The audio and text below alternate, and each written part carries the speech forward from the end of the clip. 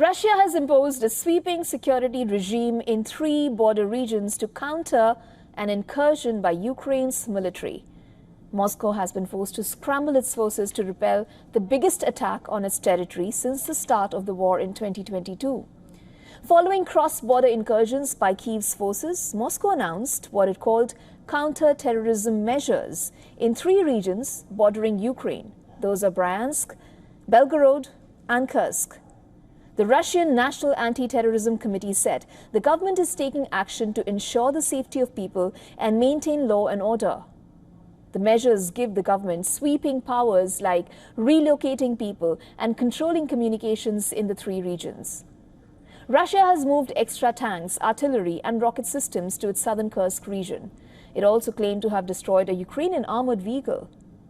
Footage released by the Russian Defense Ministry showed tank crews and an FPV drone unit locating and hitting a target. Now, Kyiv has intensified its multi-pronged offensive against Russia. Ukrainian forces rammed through the Russian border early on Tuesday and swept across some western parts of Russia's Kursk region, a surprise attack that may be aimed at gaining leverage in a possible ceasefire talk after the US elections. Here's a report on that. Video posted on social media on Friday and verified by Reuters showed a convoy of burnt-out Russian military trucks along a highway in the Kursk region of southern Russia. It's the latest sign of the destruction after Ukrainian forces staged a major cross-border incursion this week. Ukrainian forces burst across the border on Tuesday in a shock counteroffensive after months of gradual Russian advances in eastern Ukraine. The operation, while limited in scope, has managed to bring the war to a number of Russian towns and cities.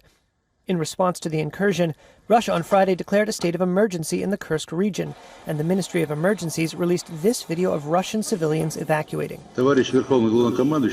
Russia's military chief of staff Valery Gerasimov reported to President Vladimir Putin on Wednesday that Russian troops had halted the advance and would push the Ukrainians back to the border. The Defense Ministry released this video on Friday, claiming to show its forces destroying Ukrainian armored vehicles in the Kursk region. But official statements, accounts from military bloggers, and videos posted on social media indicated Russia was still struggling to achieve that goal, nearly 48 hours later. The Ukrainian military on Thursday released this video purporting to show Russian soldiers surrendering at a border crossing.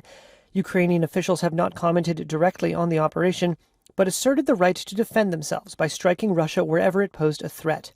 Russian President Vladimir Putin called the operation a serious escalation. Ukraine's primary ally, Washington, has pressured Kyiv not to launch long-range attacks on Russia directly.